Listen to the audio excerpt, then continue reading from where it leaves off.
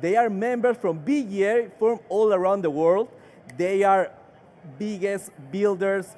They know about everything about blockchain gaming. They are the best here in the audience. So please, if come to the stage, Joaquin from Black Moth Games, Anton Paramov from Galaxy for Games, and Nige from Euphorica. Welcome to the stage. Hi. Hi. Have a seat, Hi, please. hi. Yeah, Sit. thank you. Perfect. Okay. Thank you for being here. You know, this is a very important event.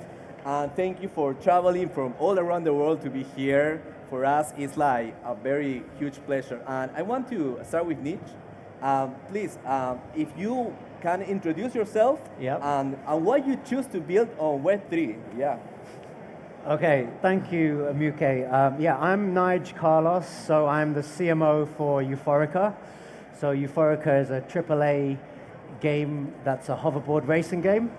And I'm not building it, I'm the CMO, so I'm the marketing guy, so I'm not the founder or the, the devs behind it. But I've been working in the blockchain space for over 4 years in the gaming space. I initially started at Alien Worlds, so that was at the time, the biggest blockchain game by daily, monthly active users. And then my next project was Avagotchi, which, from Pixelcraft Studios, which was a pioneer in the DeFi gaming space. And now with Euphorica, we're moving into that AAA race game environment. And I guess what's attracted me to this industry is the innovation that's happening within it and all the things that eventually gamers will start to see that will be a big part of their lives, especially asset ownership and all the things that go with it. So yeah, that's me in a nutshell, and yeah, looking forward to this talk. Wow, that's right. Yeah, eventually everyone is going to be a blockchain gaming. It's just a matter of time. Yeah, exactly. That's right. Okay, now Joaquin, if you can introduce yourself, please, and why you choose to build on Web3. Okay, my name is Joaquin Valverde. I'm the CEO of Black Moth Games, and I created this company in 2017. We started developing games in the Web2 space, so we don't came purely from the Web3. And I think was 3-4 years from now when we realized that blockchain was the future of gaming, and we think that is one of the next revolution in economy, right? So we think that games need to be more evolutive ecosystem, because there is a thing that we have been a little bit boring industry in the last 10 years in gaming, because there is no innovation from the multiplayer games, free to play, no more. So the next step is blockchain. So that's why we are in blockchain. Okay, that's awesome. Yeah, you're right. So the innovation is super important, and I think blockchain gaming can do this. We can do great things here. So now, Anton, please, if you can introduce yourself and tell about why you choose Web3 to, yeah. Yeah, well, it's complicated. So my name is Anton. I'm founder of Galaxy for Games, and it's a company we built like MMORPG game with economy fully driven by users. So the main idea is to build an economy, just test it on a different audience, and then put it on the rails of Web3. So we understand that it's pretty risky. We are talking of real assets. It's pretty risky to work with these assets, and that's why we're just going to build some stable model, and then just leverage it with Web3 technology. So I think one of reasons why we just go this way is because of opportunities. Because we know that it was big wild ride during maybe last 3 years, and we just try to be at the same page as a technology council. And then back then I dived deep into Web3 and blockchain and understands that it can solve different problems the Yeah. industry has at the moment. So yeah, it's really like fascinating technology, and it really helps us to reach to the next level. So that's my true belief. Yeah, that's right. So solving problems, it's a huge thing here. We are all innovation. You are doing in your company very well. And we know that the blockchain, this technology is going to change the world. We indeed think about this. So now, Nige, so what do you think now is the onboarding of new players? Or better question is like, now, in this time, how will you define ownership for players? Sure, yeah, I think we were talking about this backstage. Perfect discussion Joaquin and I were having. I think the onboarding of Web3 gamers is critical to our success in blockchain game, crypto gaming in general. And I think that at the moment we're still having teething problems in getting there. There's still a friction in terms of that adoption because there's a few barriers to entry.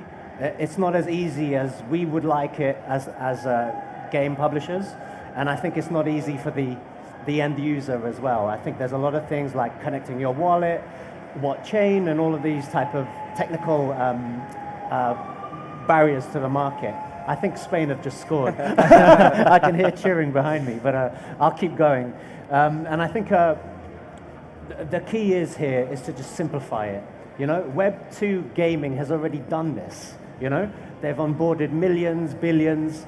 The whole expo for Own Valencia is a demonstration of that. Look at all the esports teams that are here competing in League of Legends, Fortnite, etc. So that onboarding experience is already here. But I think that we're so caught up in technology and that we're early. We've discovered this new shiny thing. I think we're in that space of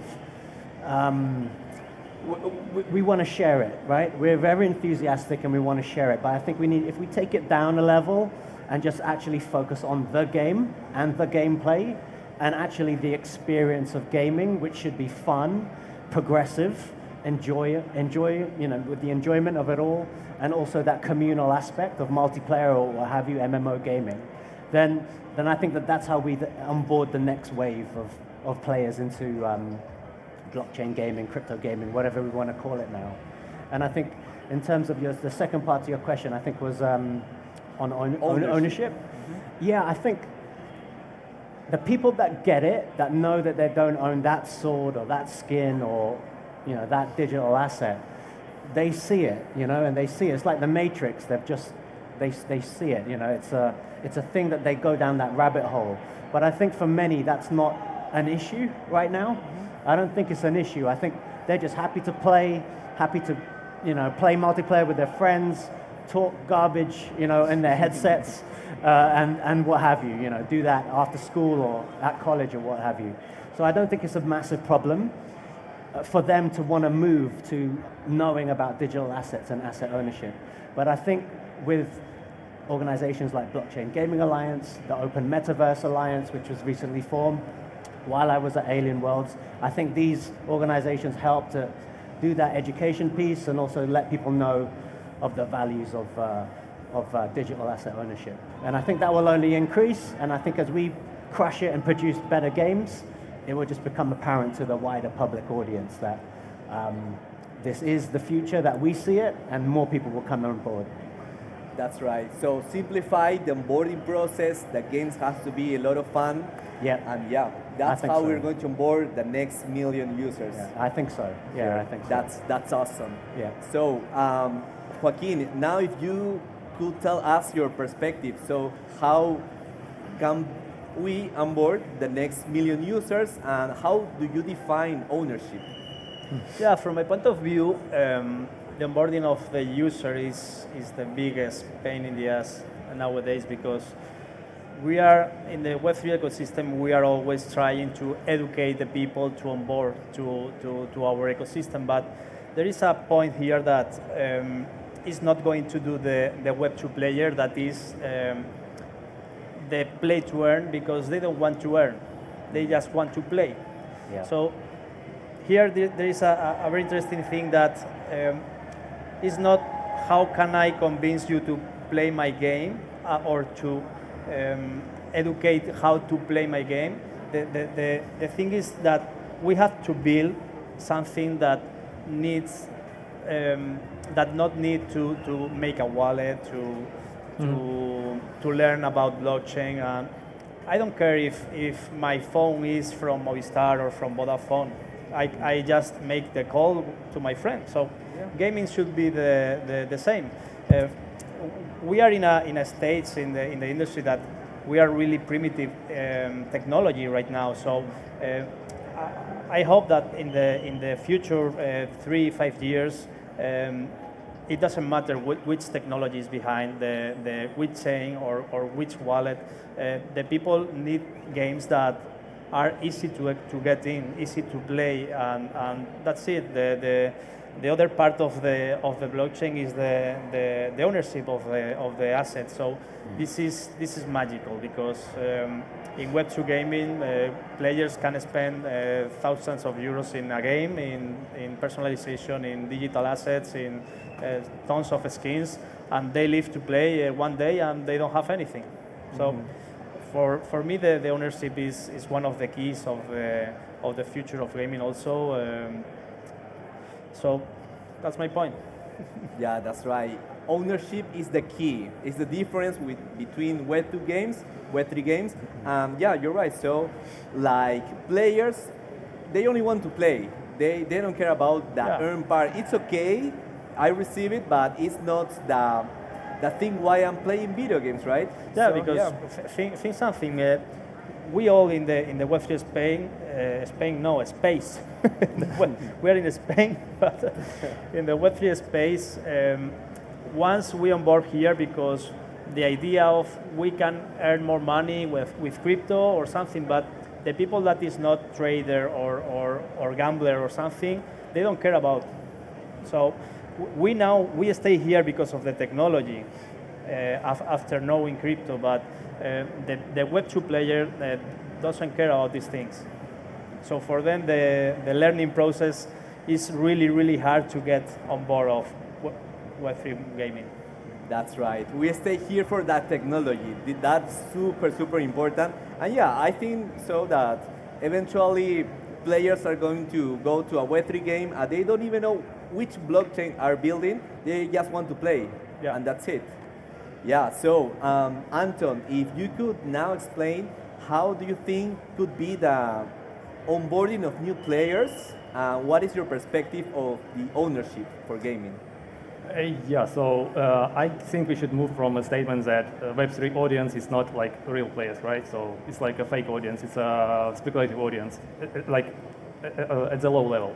Because if you just take some products with a lot of subscribers in it, yeah, and you have some 100,000 subscribers, and you just have 30 likes or reposts, like the engagement level is low. So we just need to move from a statement, from understanding that Web3 audience is not the point for us. So yeah, so we should think about Web2 audience, Web2 players, in meaning that it's our core audience. We should need to just define them as our whales. So these people who play the game for a long period of time, who have lifetime, maybe one a year and more, and it's really low percentage of users. So they don't care about Web3 at the moment. So like our goal is just to educate them, right? To teach them how,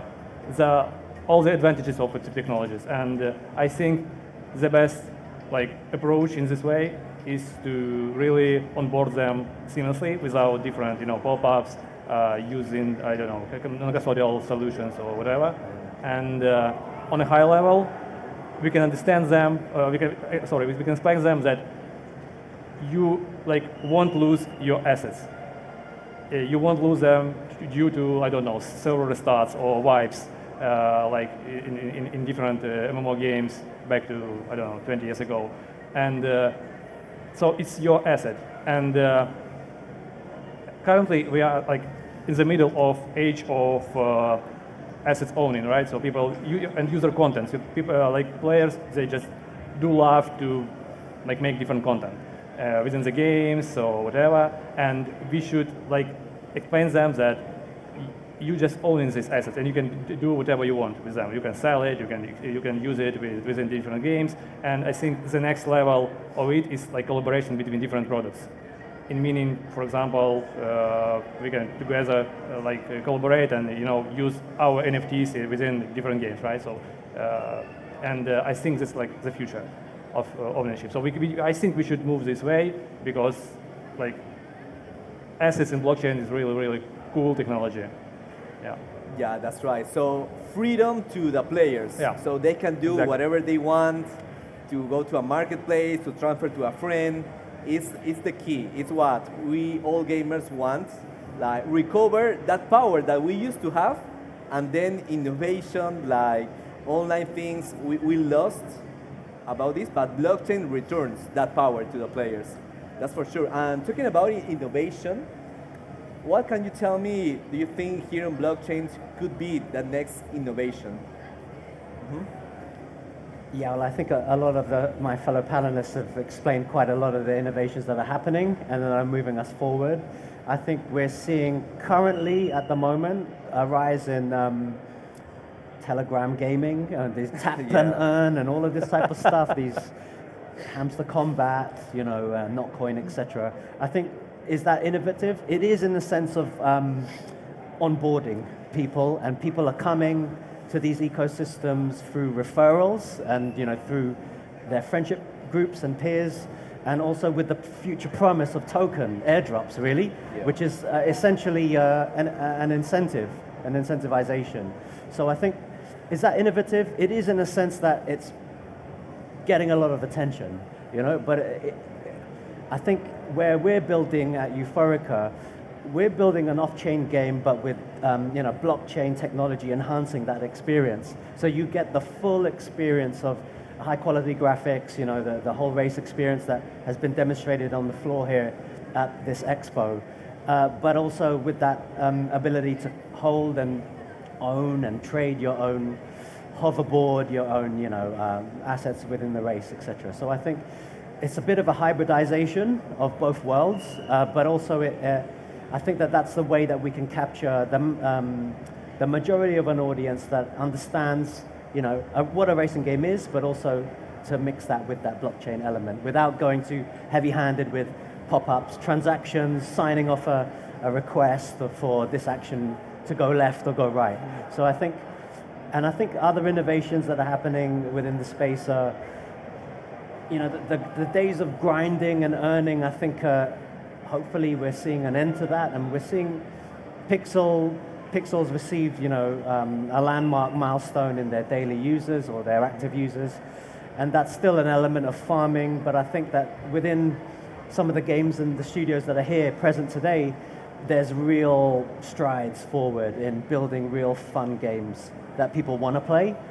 We're throwing money at it, so something's going to stick. I don't exactly know what that is. I haven't got a crystal ball, and I won't promise anything. But I think it's coming, and it's a matter of time. It's coming. Yeah. And actually, I wanted to ask you another question: that how will you grow like a real audience, like without the incentives that you were mentioning? Yeah. How will you do it? I think, first and foremost, you need a game. I think Joaquin and I were talking backstage. There's so many projects that come token first, and then the promise of a delivery of a game or something down the line with a pitch deck and some very clever marketing and whatever. And I think those days, people, especially in this market now and what we've seen today and this week, are very aware of what's happening here. And we're seeing a lot of people, especially in crypto Twitter and other places, say, they want to see gameplay, not trailers, gameplay, real gameplay. So I think the way that you're going to bring in people is actually having a product, unfortunately. So builders are going to build, you've got to build something good, and then that's where you start. That's where Tesla started, that's where Microsoft started, that's where Apple started. You've got to have a freaking product, right? And then so we're a technology we're technology brands building products, and we want to. Gaming is pretty cool, and I'm blessed to be working in this industry. I'm sure we all feel that. But the breakthrough product is going to be that one that is actually good. And then you'll get your core fans. They will then refer that and share that, and then that's how you build an authentic audience. I think at the moment we're doing it a little bit engineered, let's say. I know I'm a marketer, and I maybe, actually I don't do those tactics, but yeah, there are tactics of KOLs, influencers, and we've seen this with Polkadot recently, and other brands, shilling, let's say, and paying for influence. But I think there are authentic ways to do it, and I think having a core good product is the way to do that. That's right. So having a very good product, very good game, so naturally the players are going to go for it. And discover it. Yeah, discover it. It won't be buried treasure for long. If it's good, it will come to the surface, whether that be on the platforms showcasing it, or the players speaking about it, sharing it on their messenger apps or whatever, in Discord and everything. So I think it's going to be slow. So if anybody's watching this thinking it's going to be quick, it is not quick. If it's quick, you probably took a shortcut, right? Or you paid for that. But it will be slow. But I'm sure the other panelists have some thoughts on this as well. So yeah. That's right. So word to mouth. So it's like one person to another person recommending this game. Hey, I just played this. It's very fun. You should try it. How did it happen in the 80s with Mario, right? There was no social media. Maybe we were calling each other on telephones. Maybe we were swapping the cartridges in the playground. It will happen. And a human connection, especially now, I think it's accelerated. So it will be discovered wherever it is, Reddit, social media, Telegram, or whatever your chatbots are. So yeah.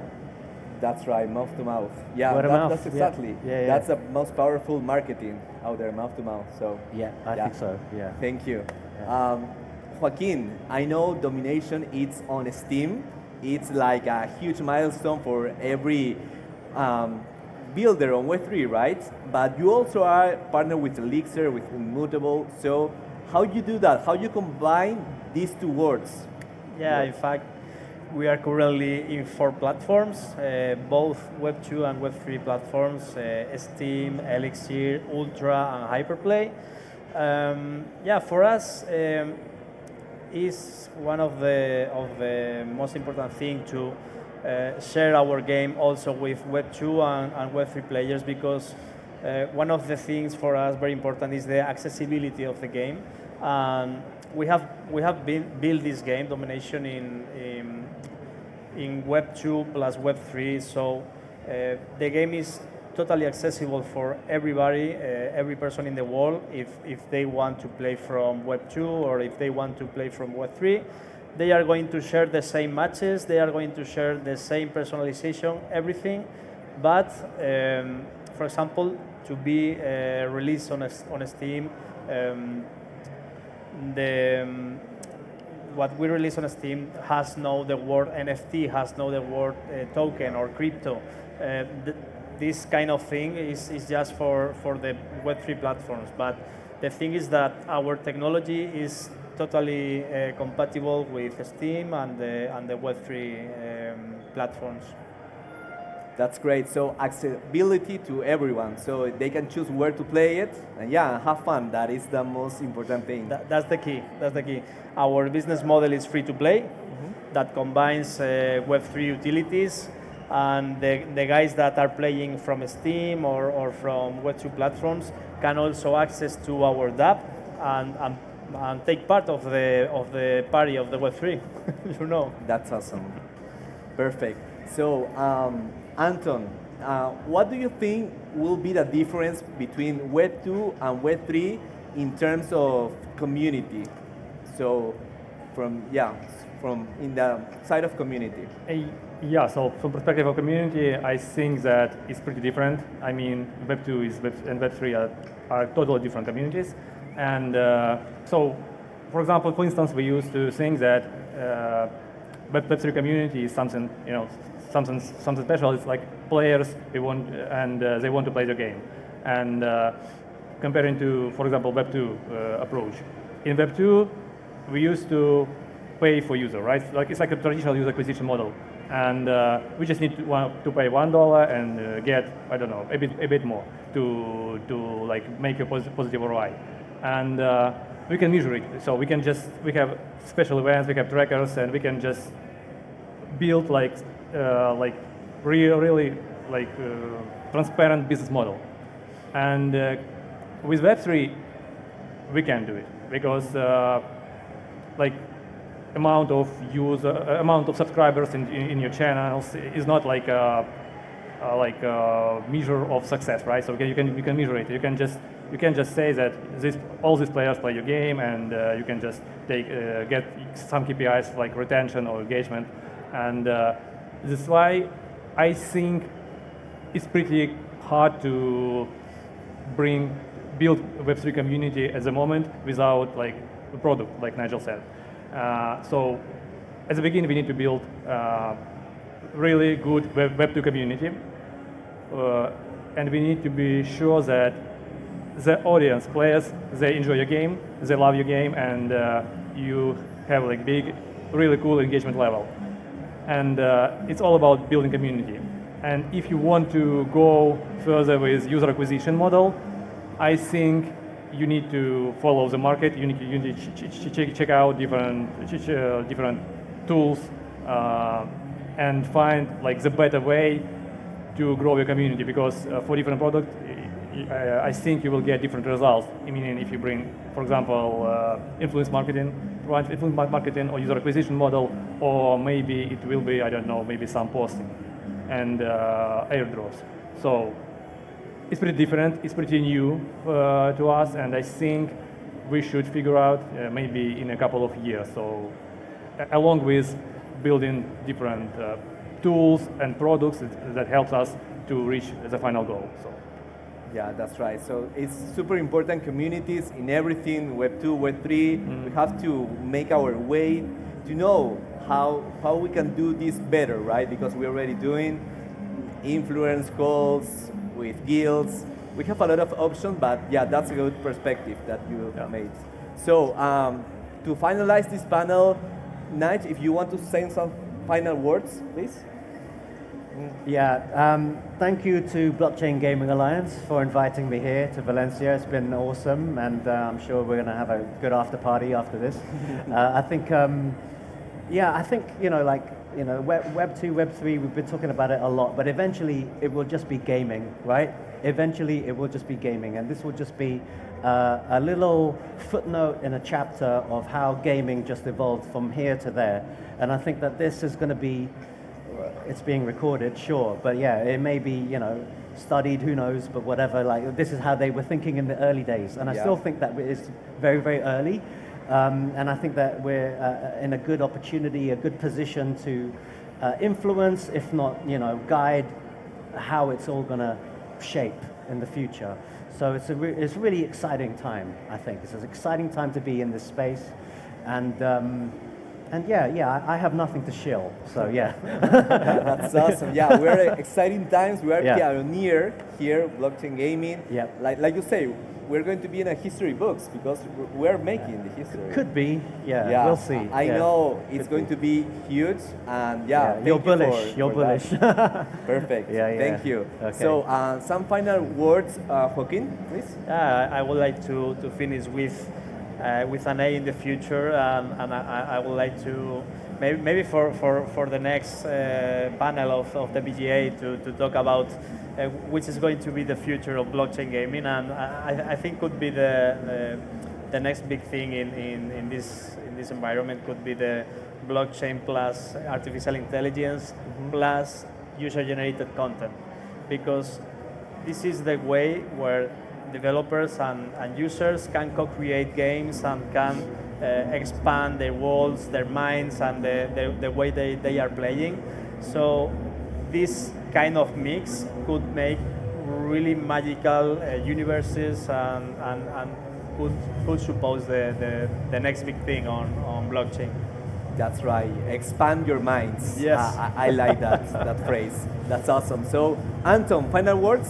Yeah, thank you for having me there, and thank you to BJA for the opportunity. So, yeah, I think my message is that we used to think that Web3 is not so competitive as Web2, and it was my fault, for example, yeah, and many of my colleagues, and we should understand that we need to build really engaging products at the beginning. So, like Web3 technologies could not exist without like product behind it, right, underneath, and so we need to be focused. We need to deliver real decent products on the market, and then with all this stuff, we can help Web3 to like get its trust back after the wild run of past years. So that's why I think we are on the right way. We need to work hard and we need to deliver really cool products. That's awesome. Yeah, we are on the right way. And thank you everyone for being here. Thank you again, Nige, Joaquin, Anton, and yeah, together, guys. Yeah, Thank you. Yeah. Thank you very much, guys.